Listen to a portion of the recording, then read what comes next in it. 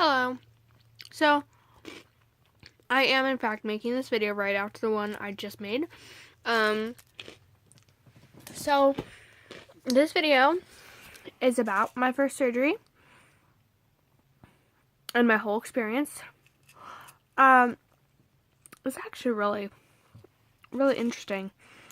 So, I got really sick. Like, really sick. And, it was probably, I want to say I was sick for probably like 3 or 4 months.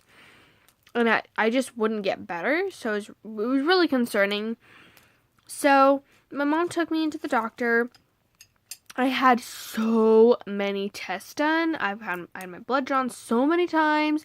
Wanted to kill someone, steal their blood, get my blood back.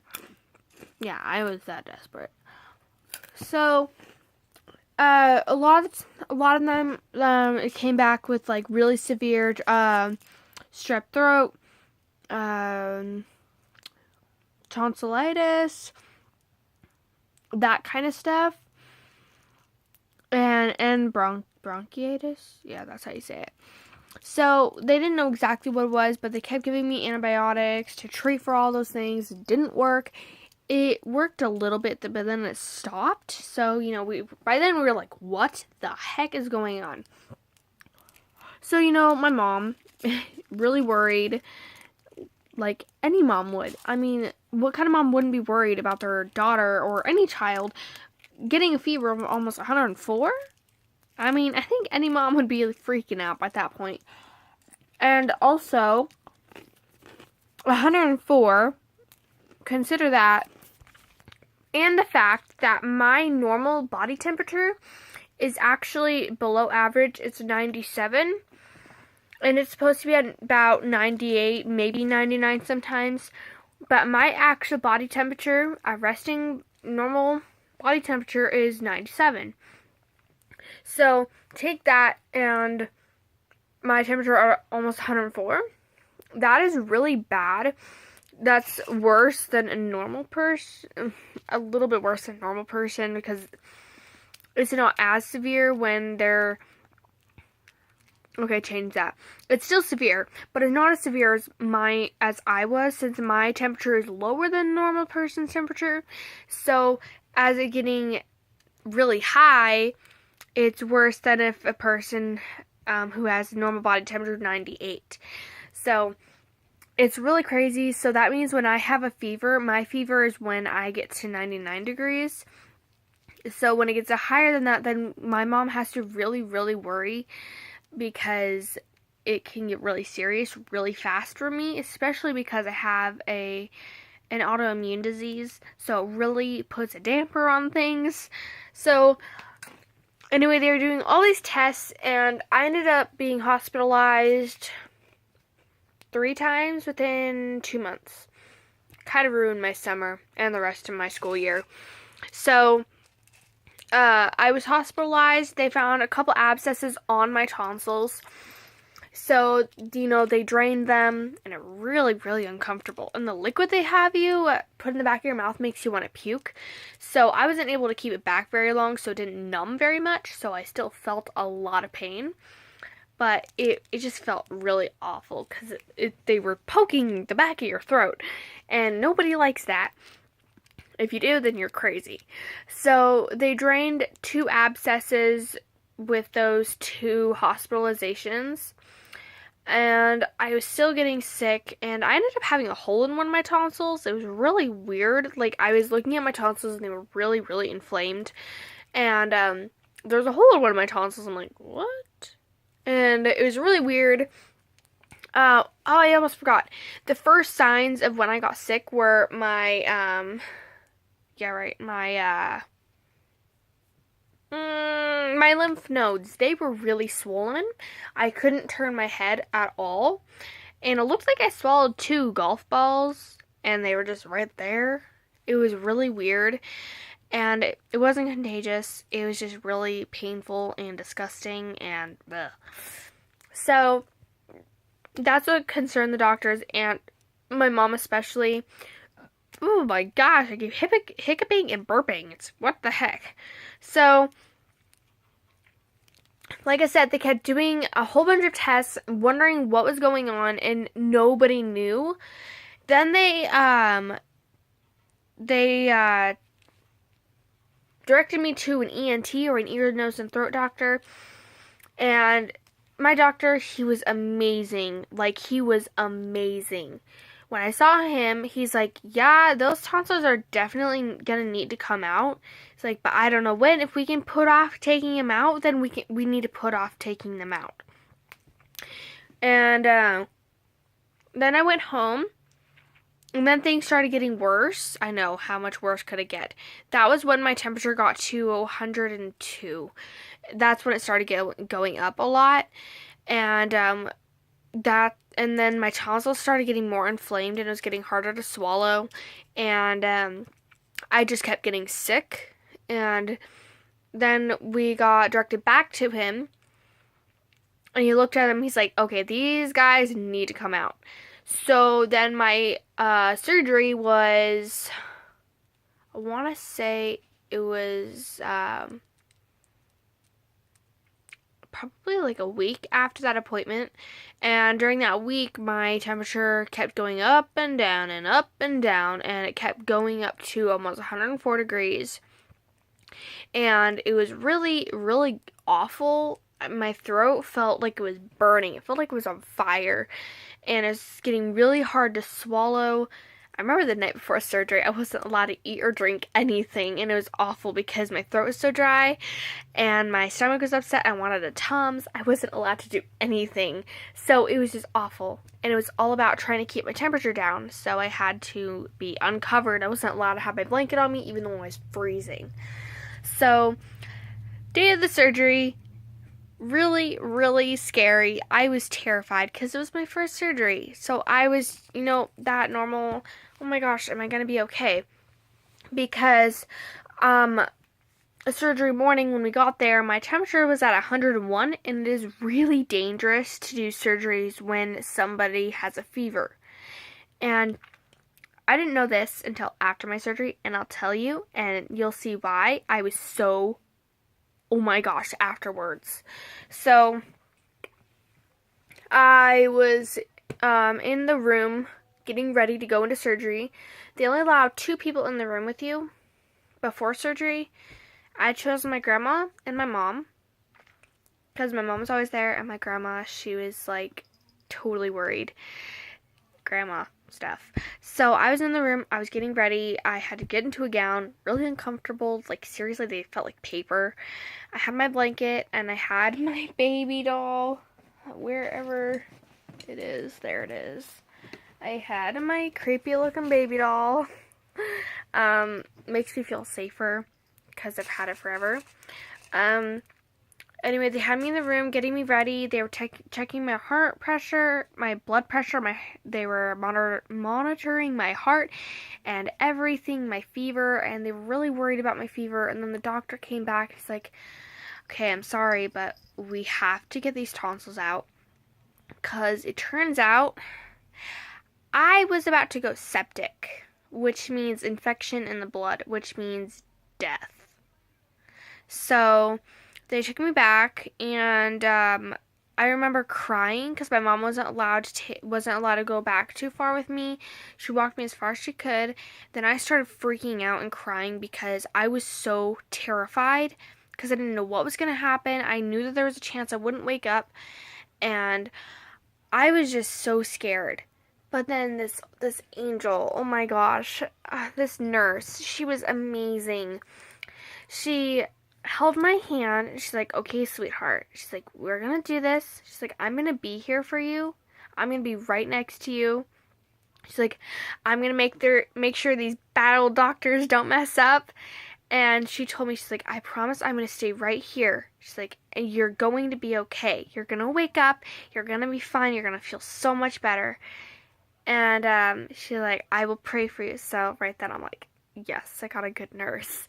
And she told me, she's like, I will hold your hand throughout all of this. She's like, when you wake up, you're going to be just fine. I don't know who she was, but she was amazing. I loved the fact that I had her as my nurse. So they had me lay down. They put in my IV, and then they put in the stuff to start putting you to sleep, and it burns really bad. When they start putting in the anesthesia through your IV, it burns really bad.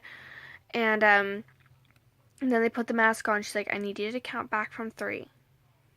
And started counting back, and then they put in the syringe and like everything, and then I'm like, ow, and then I just kind of fell asleep. And then I woke up in the first recovery room. I do not remember. And in the second recovery room, don't remember that at all. I just remember a nurse looking at me, and he's like, is your face okay? Because I don't know what was going on, but he asked if my face was okay, so I don't know what happened. But I remember looking down at my foot and like, what's on my foot? And I was so confused because I didn't know what was going on. Turns out and then I looked at my arm and there was a whole bunch of holes in my arm. I'm like, what? Turns out the IV kept falling out of my arm. Like, that's why I had like 6 holes in my arm. They had to put it in my ankle. So I couldn't move my ankle, and when they removed it, it was the weirdest feeling ever. It was so gross feeling. I don't remember how I got in my pajamas. Don't remember anything. But they had those tape heart monitors on my finger, like the tape, and it was red. And every time you moved it, the monitor would go off. My mom told me this is what it did. It was really weird. So when you move your finger, the monitor would go off. It would beep. So I would move my finger. It would beep. I'd move it again. Look at the monitor. It would beep. And I just kept doing this. And then I moved it one more time. The monitor beeped. And I'm like, people move their fingers, and it was interesting, I guess. So, and it turns out during the surgery, they found out that I had a giant abscess behind one of my tonsils. So, they did a tonsillectomy and an adenoid removal. So, adenoids, they're like lymph nodes, but they just kind of hang there, and they don't really do anything. So, that was my experience, and I guess I had to walk myself to the car. I don't remember any of that. The recovery, it took me like 3 months to fully recover because I was already sick. So it was just a lot harder for my body to really, wow, my mouth just twitched, to really recover. Do you ever do that? Like, you're talking and blah, your mouth just kind of twitches? That was weird. I was like, what the heck? So, anyway, I was already really sick before, so it just it was just really hard for my body to really recover normally. So, I remember seeing my ENT one more time, and he's like, you are looking amazing. And he kept looking in my mouth. He's like, you look really good. So I was healing properly. And I will warn you, if you're ever getting your tonsils removed, please don't be alarmed with this. I really wish somebody would have told me this and warned me about it. But it is going to be the most awful, disgusting thing you'll ever deal with. Because in the back of your mouth, just imagine chewed up marshmallows, and it's all over the back of your mouth. It is disgusting. And then for the next 3 or 4 months, you're going to have a lot of phlegm buildup, and you're going to be spitting out the scabs, and it's disgusting. It is so gross. I definitely recommend taking steamy hot showers because it can help with everything. And you're going to feel like your voice it's going to feel like your voice is different, but you're not going to sound any different. With me, it changed the way I word some things because your mouth has to learn a whole different new way of speaking because there's a lot more room. So your mouth is going to be trying to get used to it, and it's going to be really weird. My dad, he kind of warned me about that because he had his tonsils taken out too. So, and there's going to be a lot more phlegm buildup. Honestly, I noticed a lot more phlegm buildup ever since I had the operation. And with certain words, I kind of snort when I say them. It's really weird. I can't sing as high as I used to. I can definitely sing a lot lower. But, it changes, but nobody really notices. So don't freak out as much as I did. I was like, it sounds so weird. But I really didn't. I didn't sound weird. I just thought I did. And it felt weird. So don't be alarmed. Oh, and also, the freaking anesthesia, it didn't wear off until like 3 days later. It was awful. I felt like I was falling through my bed and the couch. It was really weird. I didn't like it. I'm like, Mom, I'm on the floor. She's like, no, you're not, sweetheart. You're still on the couch. You're still on the couch, I promise. One upside, you get as much ice cream as you want and as much soup as you want. It's amazing. And you get pudding. Pudding is really good because you're not allowed to have anything hard because it could rip the scabs off and cause bleeding, and then they'd have to do a lot more things, and who wants that?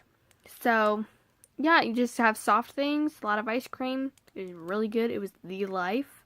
I was very happy. Yeah, that's my story of my first surgery. I still don't know who that one nurse was, but I am so thankful for her because she was amazing. Every person needs a nurse like that who says you're going to be fine and holds your hand and just helps you stop crying. I think everyone needs that. But yeah, not a good experience for my first surgery. Definitely not a good experience. It was really scary. I didn't know until, I want to say about a month after my surgery, that I was going septic before surgery and that I could have died. So, when you learn that, you get a new handle on life and you get a new respect for everything.